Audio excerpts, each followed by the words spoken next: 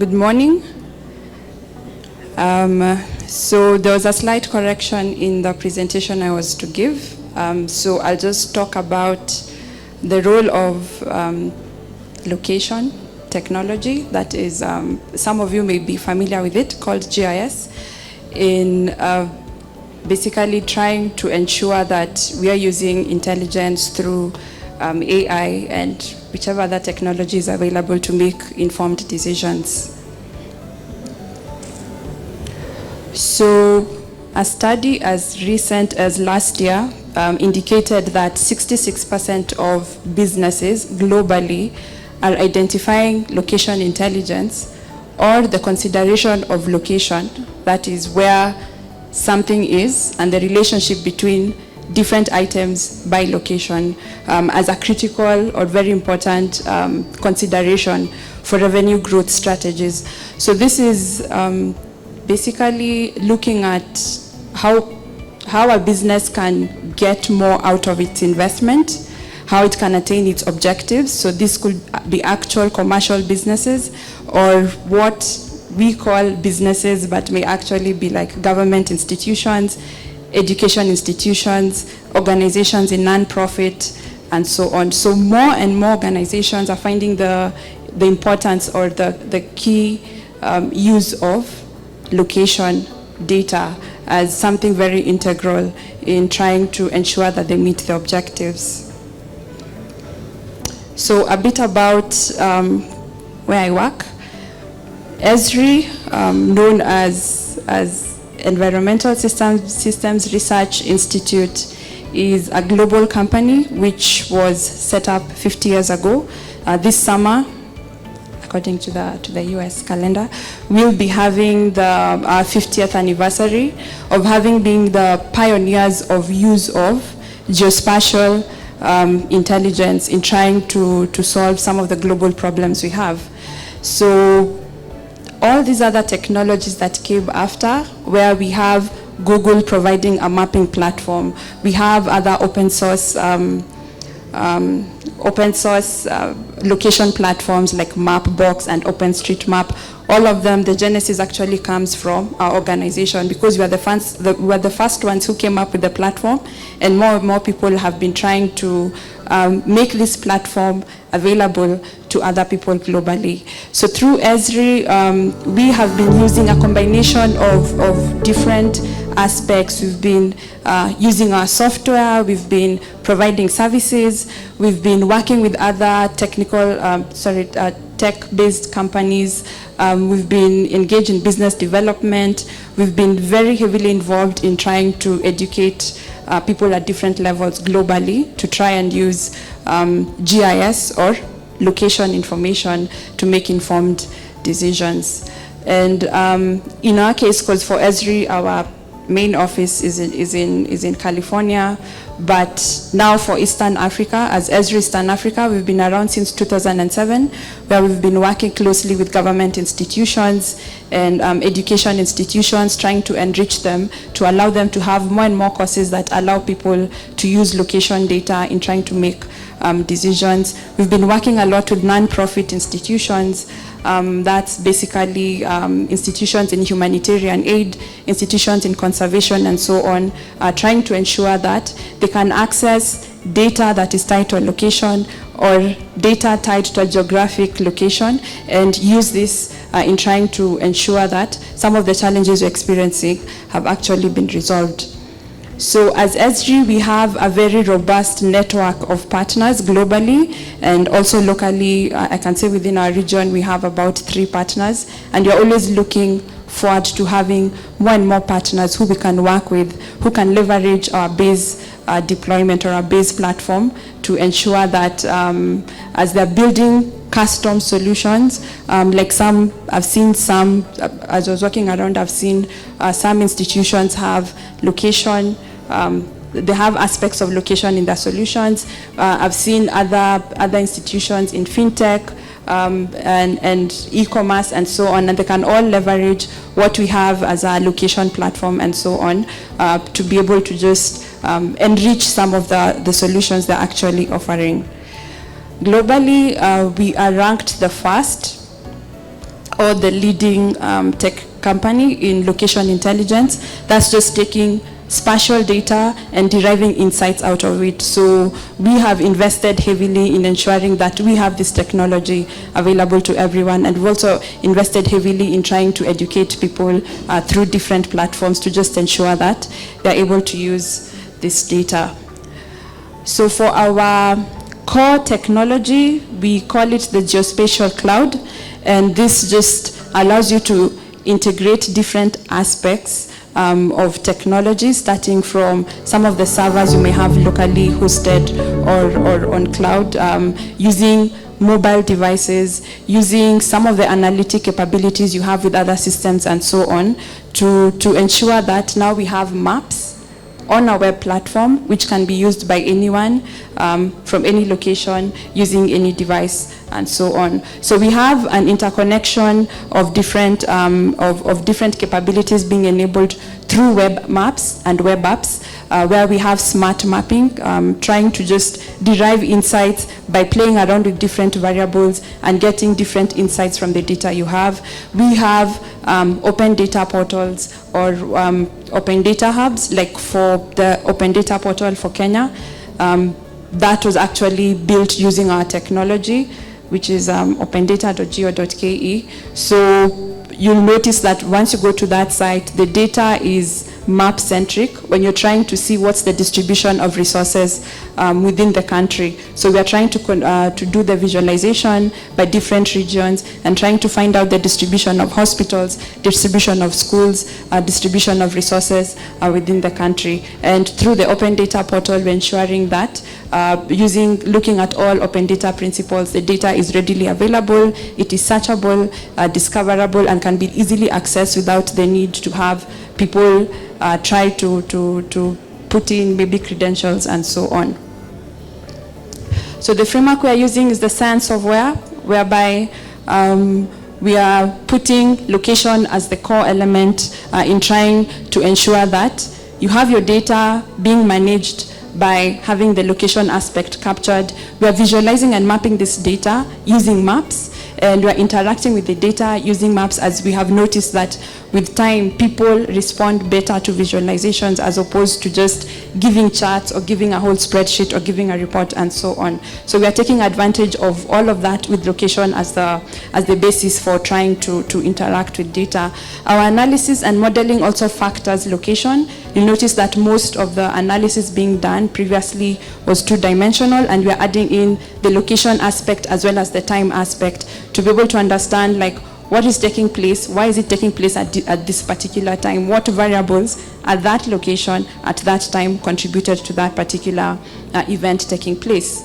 We consider planning and design also to be a key integral part of our technology, whereby for most of the decisions that are being made, investments to be made and so on, you need to know where this particular investment is going to take place, why to have consideration of different resources onto those locations and so on. And I can say, like, based on the presentations you've seen before, we have a lot of legislation backing the use of spatial data in making decisions and making planning or doing planning for the country. Like I can say, in Kenya, our constitution allows for spatial planning, where every county is required to set up a spatial system, and they're supposed to use this system to decide how investment or how development is going to be put in and so on. And obviously decision making, just to ensure that you have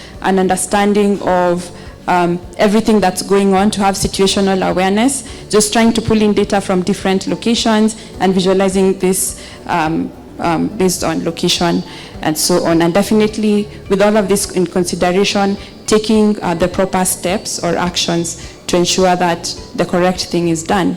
So our technology basically empowers all aspects of institutions, starting from your system of record, that is where you're storing your data and how you're managing this stored data, to system of engagement, how you're going to collaborate with other people, push data to their systems, access data from their systems, and try to enrich whatever you're able to access and derive even more insights out of it, leading to the system of insights, whereby we have moved over time from just having the business intelligence being derived from IT reports from the system of record to maybe a bit of user interaction where the user was the one to define that I want this kind of information generated, and finally to a system of insights whereby we are leveraging technologies such as AI and machine learning and furthermore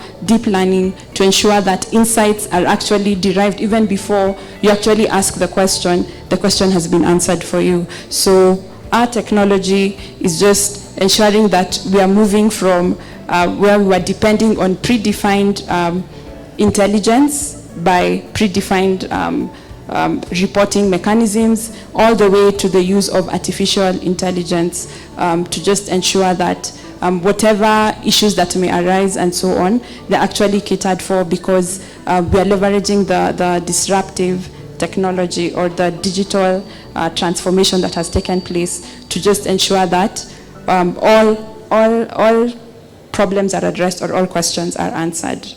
So in our area specifically, we are dealing with spatial business intelligence or location intelligence. It's interchangeable, whereby other than just seeing that schools are located in these particular locations, but you have to drill down and ask, where are the schools here? What is the supporting demographic to ensure that a school has to be here? What kind of investments can be made further into these schools to ensure that it continues to cater for that demographic, and so on. So furthermore, into our location intelligence, as over time, as I said, with the evolution of systems and so on, we are also relying on artificial intelligence, and that's how we've come up with Geo AI, whereby it's AI specifically for geography. So for artificial intelligence, it's just the interface, or what you basically interact with in the end when you're trying to have access to information, or you're trying to use something that basically a human being could do it, but you can just rely on machines to be able to do it. And what enables this is machine learning, whereby through consistent pushing in of data into systems, we have algorithms that take in this data and they just allow you to perform the different duties using artificial intelligence.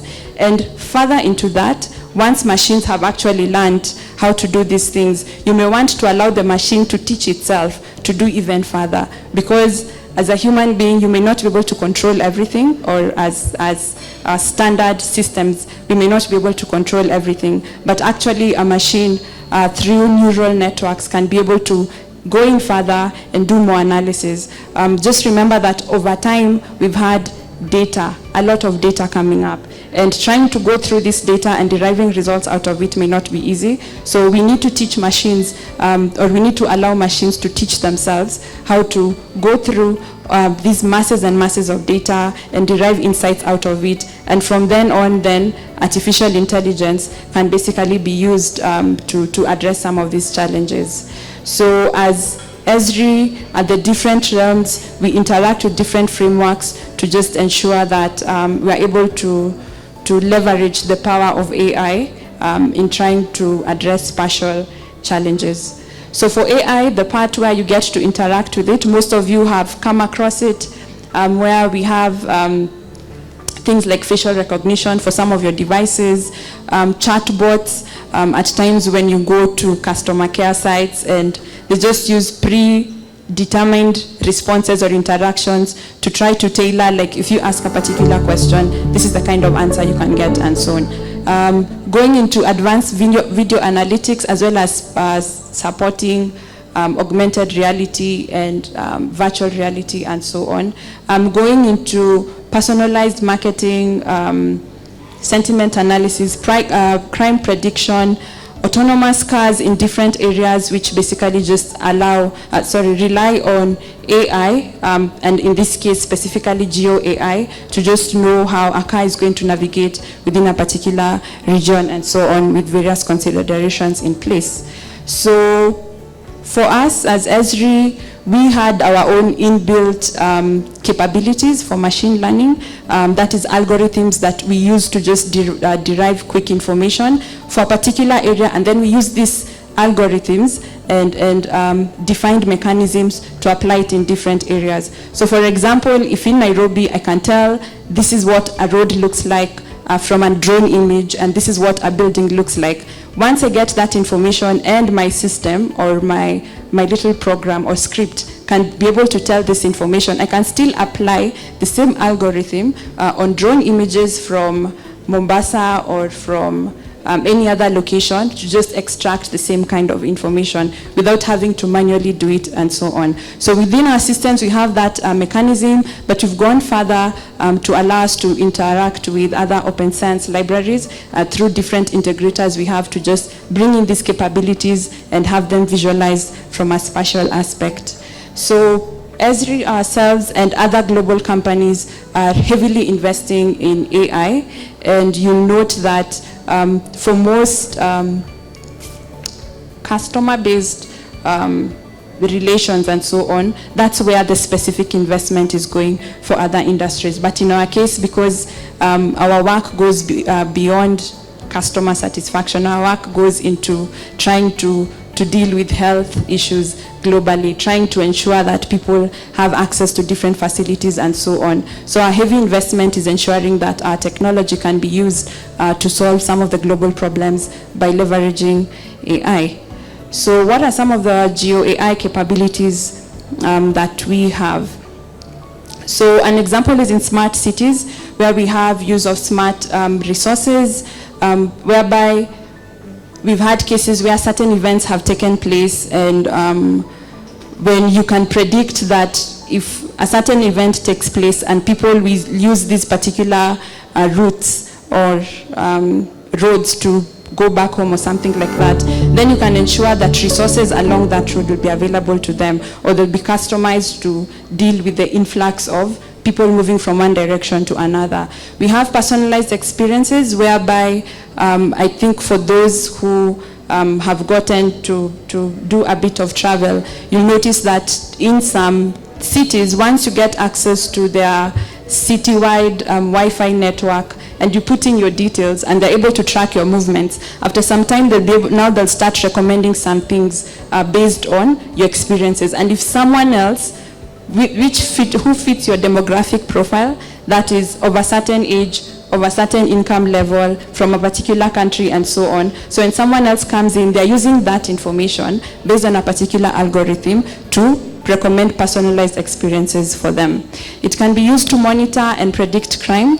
And in this case, we have one of our partners who we worked with, whereby they developed an algorithm based on data over 25 years for different locations within the city, and they were able to do a prediction of crime of within 100 meters, that is a very short distance, within a 2-hour interval, to be able to determine when a particular crime is going to take place. And you can see that the accuracy is up to 80%. So in such cases, you'll see that crime is being dealt with, and cases where we've had in different locations, there's like a lot of crime taking place. Once you get to put in people at particular locations to prevent this, then the problem is actually averted. So in the case of prediction, it's not targeting people, but targeting incidents that have been reported by citizens. So if someone reports within the different regions, it's not trying to profile by person, to nab the person,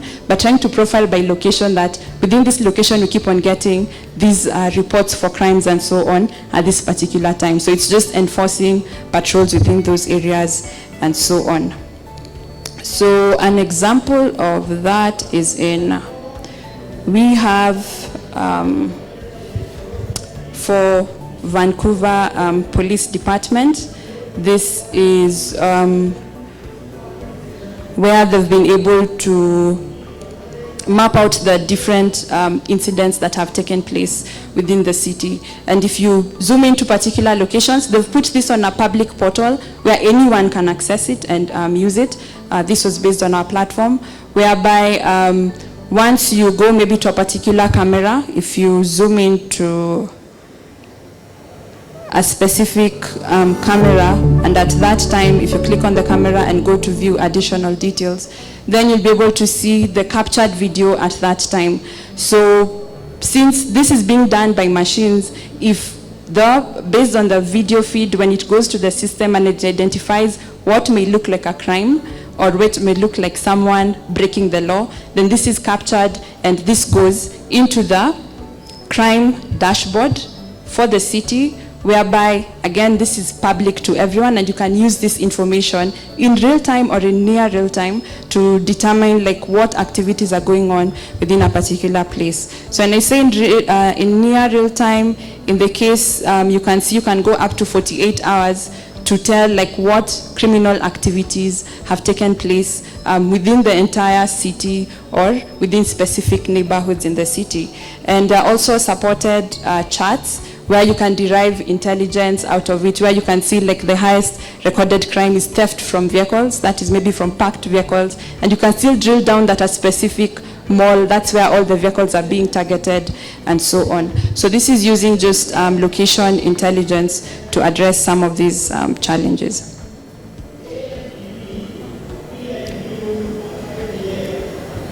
So in traffic management, as I said, with self-driving or assisted driving, this heavily relies on geo-AI, because as a car has been programmed to move based on the data that is available, the other variables that may come up, there may be a pedestrian coming up, there may be certain road conditions that are what we call the open variables. Like it's something that may have happened but possibly was not factored in. So in such cases, based on data being received from various cars and from various and based on other various sources of input, then someone is able to, in traffic management, when cars are moving within particular locations, then it becomes easier for them to predict and also maybe engage into emergency level actions, like maybe emergency brakes or diverting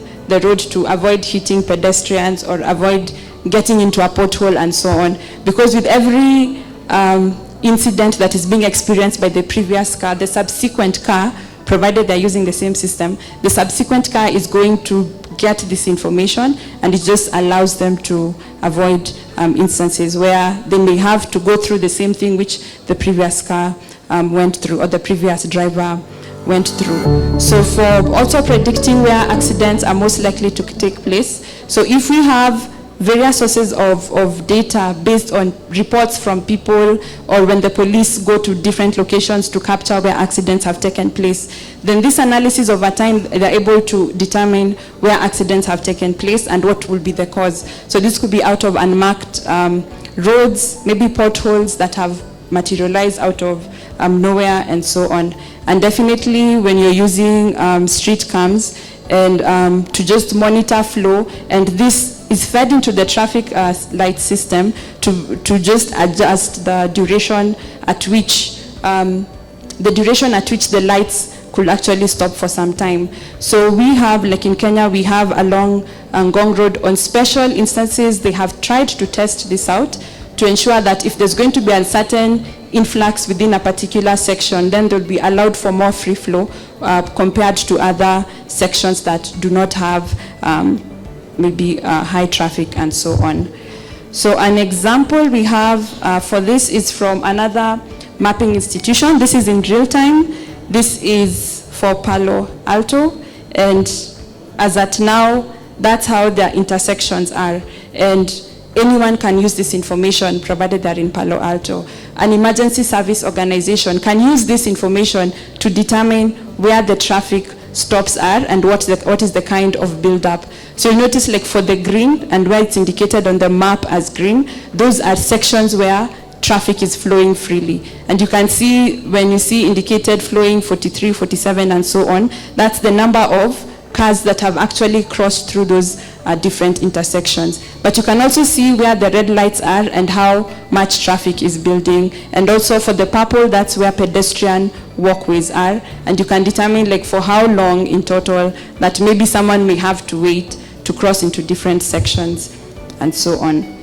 And these are just systems being developed by cities to just ensure that people can be able to just organize how they're going to move within particular regions and so on, just to save on time and other matters.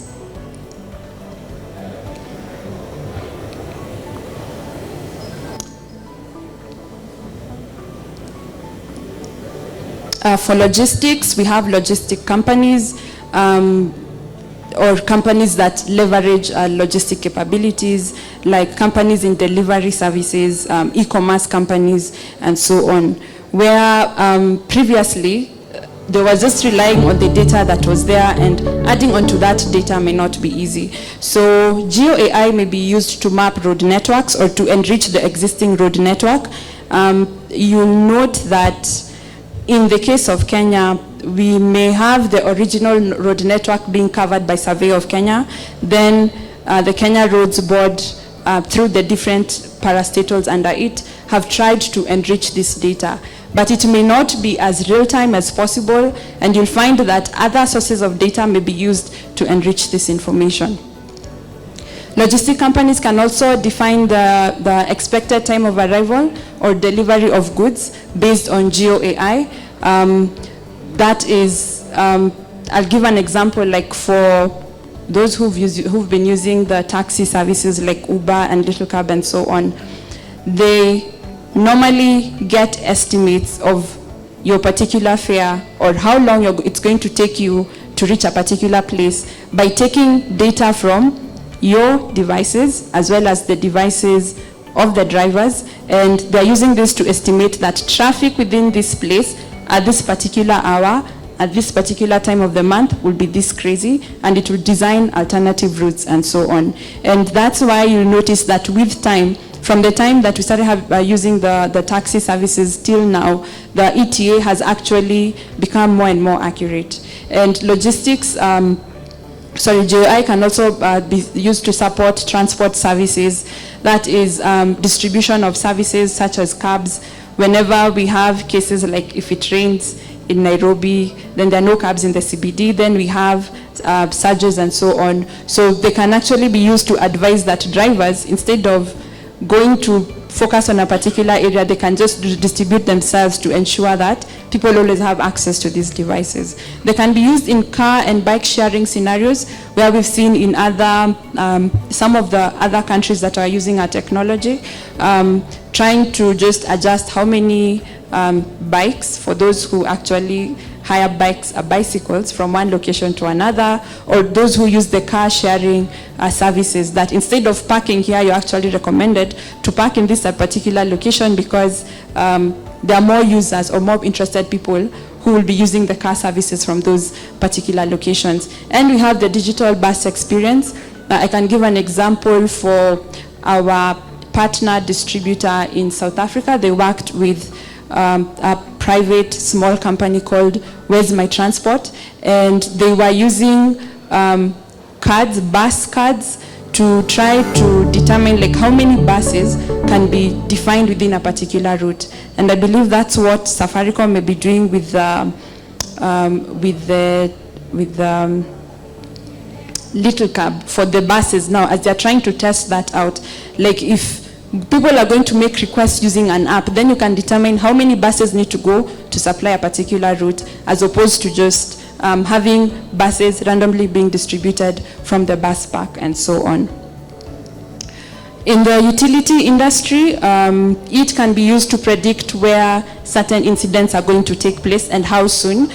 So we have smart grids or smart sensors in some of the systems we have, which basically determine what is being used and when was the last time it was maintained, hence predicting when it will be likely to break up or may need some maintenance to be done and so on.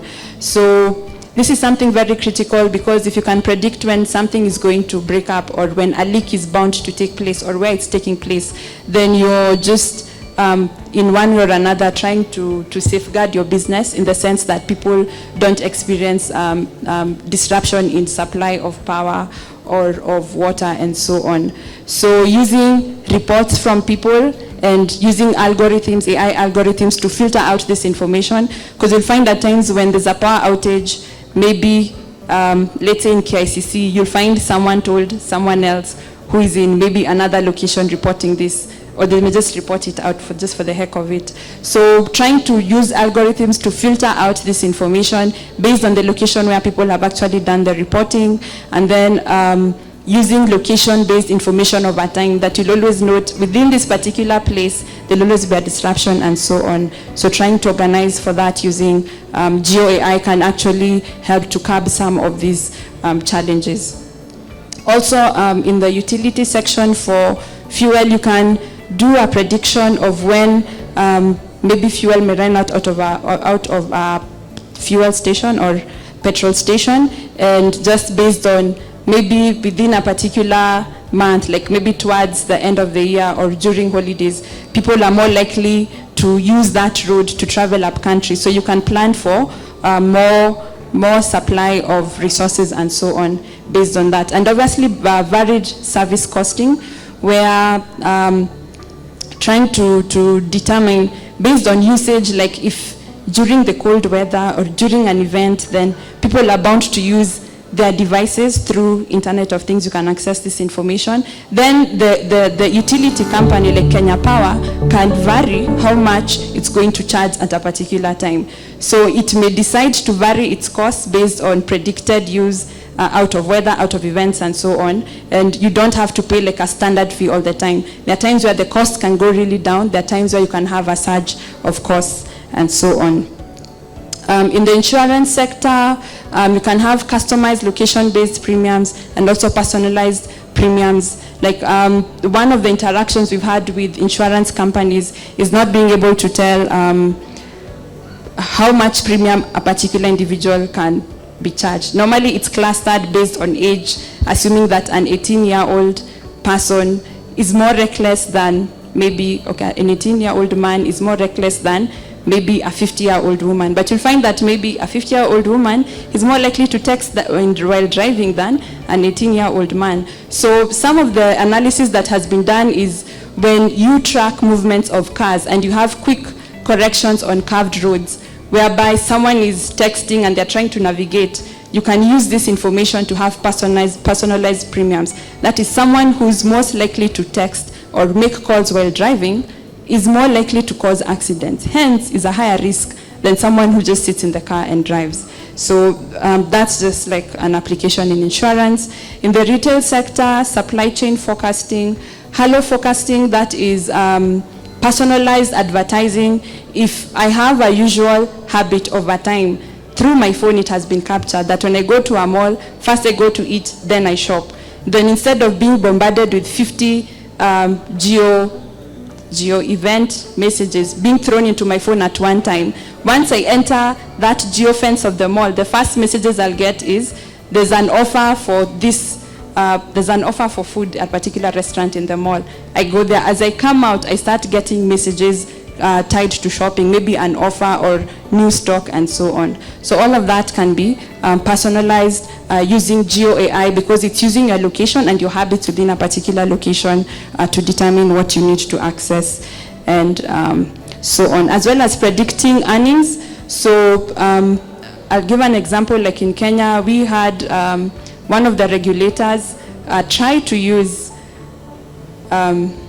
GeoAI to predict rates, land rates, based on if you see a kind of size of parcel of land or a kind of size of building, then you can estimate, if you get like, if you use imagery or if you use 3D imagery, then you're able to determine that this is a residential area. You estimate how many number of floors, then you can estimate how much rates someone should be charged and so on. Or if you're trying to estimate how many people go into a certain mall, then you can just count the number of cars at any given time using drone imagery or any other kind of imagery to get estimates of how many people are going within a particular place.